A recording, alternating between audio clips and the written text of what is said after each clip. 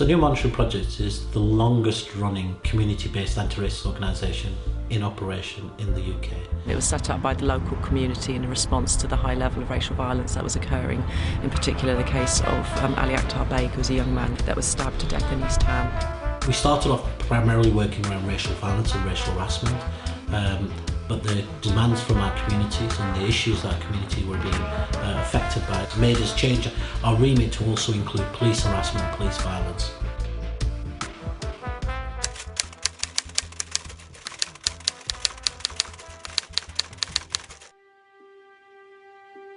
East London historically has been the magnet for new communities, for migrant communities, and we are just another step, a moment in that history. So the issues and the struggles of whether it's been the Jewish community that came in the 1930s and had issues around fascist violence from then the black shirts and police violence, or whether the communities that came before it, or the black seafarers who lived here in Canning Town in the 1900s, to the Asian community that came in the 50s and 60s, many of them to work in the big factories in Dagenham and the Fords, or to work on the buses.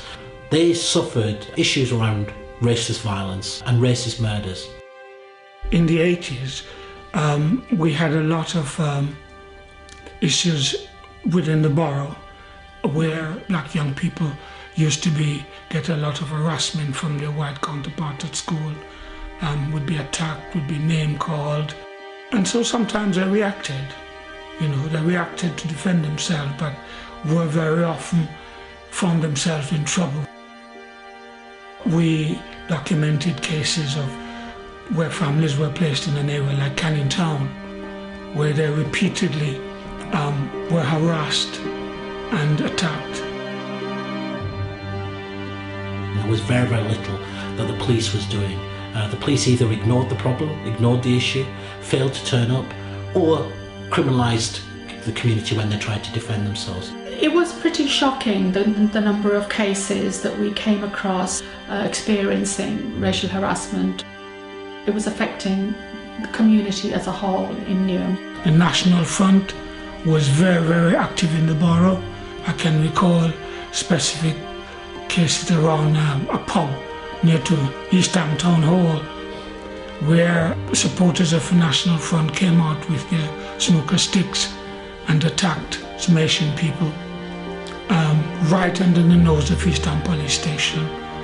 The range of violence went from petty verbal abuse in the street as you were walking along to systematic harassment ending in extreme physical violence. 1981, we had the death of Ali Beg in East Ham, and that generated a lot of responses from a wide cross-section of the community to set up Newham Monitoring Project. We had a police force that was out of touch, a police force that wasn't policing with our consent, but was policing us as a community, that felt its job was to control the community here rather than serve the community. And so issues around policing and our rights were very, very important. And in the backdrop of this, you had from the early 70s, the National Front very, very strong in Newham. Newham was the first place in the country that evicted somebody for perpetrating racial violence against a neighbour. There were a number of high-profile campaigns in the early 80s, largely as a result of police harassment. Racial attacks were, they were an uncrime. These crimes didn't take place. It didn't register on the police radar that someone could be attacked because of the colour of their skin. The most famous examples from Newham were the Newham 7 and Newham 8.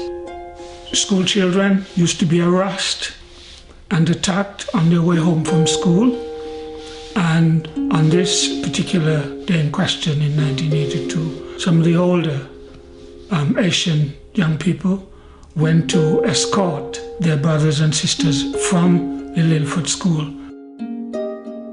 A car pulled up, 3 white men who they thought were skinheads and responsible for attacking the young people. Fight broke out, turned out to be police officers, were in the car, but uniformed officers turned up and 8 of the Asian youths were arrested. They were charged for conspiracy. And we had a long campaign, some 18 months. Case went to the Old Bailey and it was eventually thrown out. They were found not guilty.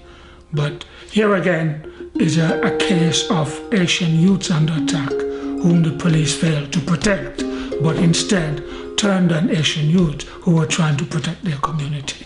That should have been some kind of a wake-up call. But of course there wasn't any change. By 1984, just 2 years after that, we also had Newham 7, a repeat of Newham 8. A young Asian boy who was disabled was attacked with hammers on Green Street, and a number of young people, when on hearing that, came out to defend other people and other communities, their fathers and mothers, etc. And a fight ensued with many of the people who were in this one particular pub. And again the police arrived, but rather than arresting the attackers, the perpetrators of racist violence, they arrested the young people. The lads from Newham 7 were on trial on charges of assault and affray. They could face prison sentences of up to 15 years just for defending themselves from a physical attack. NMP was at the heart of that campaign again, and I remember quite distinctly the picketing of the Duke of Edinburgh pub in Green Street, where some of them used to drink and hang out. There was a huge community mobilisation aspect to it, which was absolutely crucial. Knocking on doors, going around gurdwaras, the masjids, the community organisations, publicising the situation and the campaign, and making sure that when we were finally at the Old Bailey, that there was a crowd, there was high profile support for both the Newham 7 and the Newham 8. At the end of the trial, as not being guilty of any offence, and hence the slogan "self-defence is no offence" was very, very strong around that time. And we won the right. The state finally recognised that as a community, when the police fail to protect you as a community, you have, as a community, have a right to protect yourself. I think in the history of British, UK voluntary sector, I think that NMP probably has to be recognised as the leading national voice in defending the rights of BME communities to defend themselves.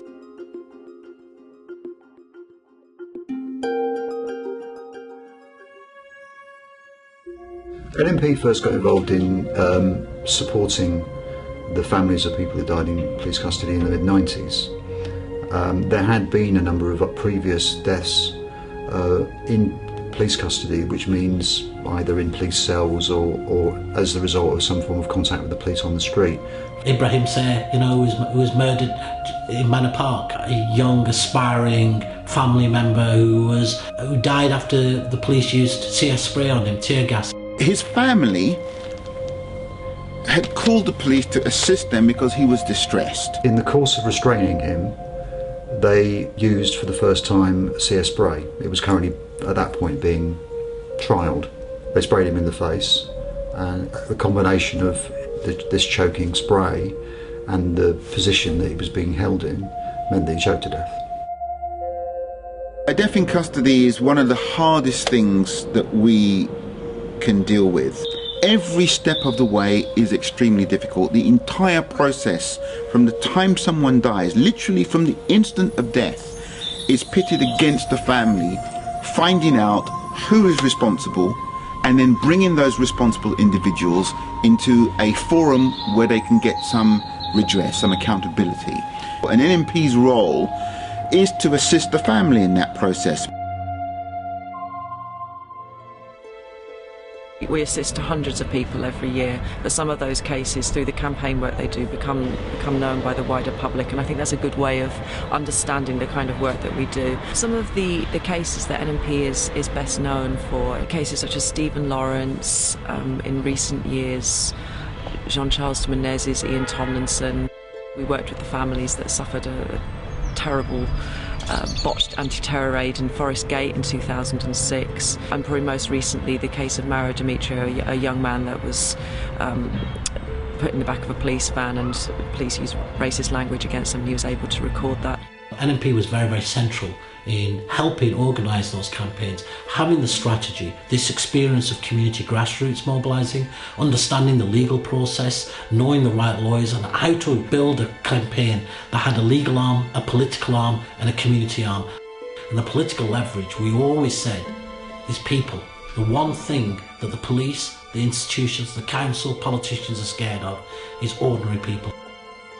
Stephen Lawrence's murder was a long, hard fight. And so as part of that, we built public meetings here in Newham where we showed the experience of the Lawrences, connecting to the experience of black communities here in Newham and brought those experiences together. The war on terror, of course, led to the killing of Jean-Charles de Menace. A young Brazilian man on his way to work, gunned down. The paranoia, the hysteria, the feeling that we can do anything and should do anything that is necessary under the guise of the war on terror. When the Metropolitan Police started to blame first and say that he was a terrorist, and then once we'd exposed the fact that he wasn't, that somehow it was his fault, somehow what he was wearing, how he was walking, what he was doing. And when that didn't work, then to try and demonise him, say that he had an issue around immigration. Within hours, this story is out and would persist for months that this was the official story. And of course, it's the painstaking work of the family directly and the campaign around that to unpick this information, to question the information. The thread between these cases is how we've supported them. These are families or individuals that are trying to fight for justice against, really a system that's really stacked against them and doesn't necessarily want to listen to them. And I think what we've tried to do is to be there and help them get their voice out. That can ultimately drive change, and a lot of these families have done that successfully. We also do community outreach work as well, and we work with the local community to achieve the goals of the organisation. Some examples would be a project during summer 2012, the period of the Olympics, called the Community Legal Observer Project. One of the strong themes that came out of the Olympic Games was security. We must make sure that the Games are secure and safe from terrorist attack. And what must we do? We must basically militarise the whole thing. We recruited and trained over 100 people from the local community to go out and perform human rights observation during the course of the Olympics and Paralympics. To try and get a profile of what is going to be the day-to-day experience of people who are already under pressure, remember, from surveillance, from dispersal zones in the area, from stop and search, from all sorts of things that are happening anyway. And obviously the Olympics just gives added impetus to actually just escalate all this. Having a role in these events rather than being pushed out is incredibly important. Apart from the experience of the volunteers, which I know was people really got a lot out of this from going out and talking to people about their experience of policing and being able to observe things and be there. People giving out rights information, having discussions about what rights they had in relation to stop and search. It was a really successful project. That's the kind of work that I think we'd like to continue in future years. The struggle against racism, the struggle for civil liberties and the struggle for human rights is not a struggle just for those communities being affected by those injustices. It's actually a struggle for a society we all want to create, we want to live in, a society that is fair, a society that is just, a society where we can live without fear of attack, without fear of persecution. And that's why NMP does what it does. All forms of discrimination and injustice should be taken head on. A fundamental violation of one's human right. Why should a person be harassed or discriminated because you're a different colour? The fundamental issue around racism is not just the prejudice behind it, it's the way that people get treated as second-class citizens by the state. Everyone should be entitled to justice that is fair within the legal system. The fact that somebody is attacked by some mad racist is only the beginning of the journey that they go on. What follows then is an inability of the police, local authorities, housing associations to understand that it's important to to treat people in a way that they would do regardless of the colour of their skin or their background. If we are to save ourselves as humanity, then we have to tackle these injustices. To fight injustice and discrimination, to name it and to do something about it, because unless you fight it, it festers. Society doesn't function well like this, keeping certain people down.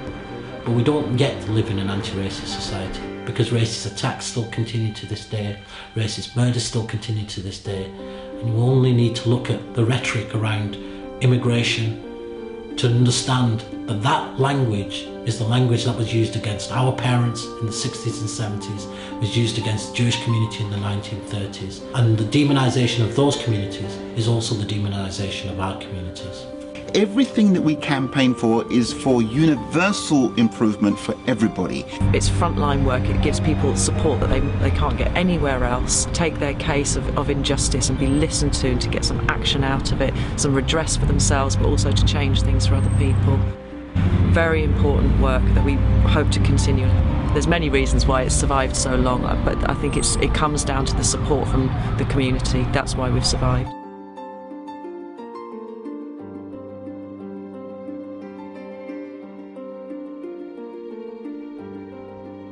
This work they can do, you can go to NMP.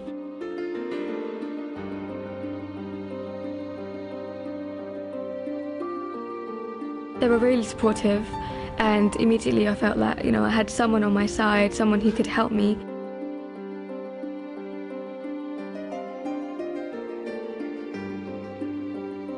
They gave me all support possible for us.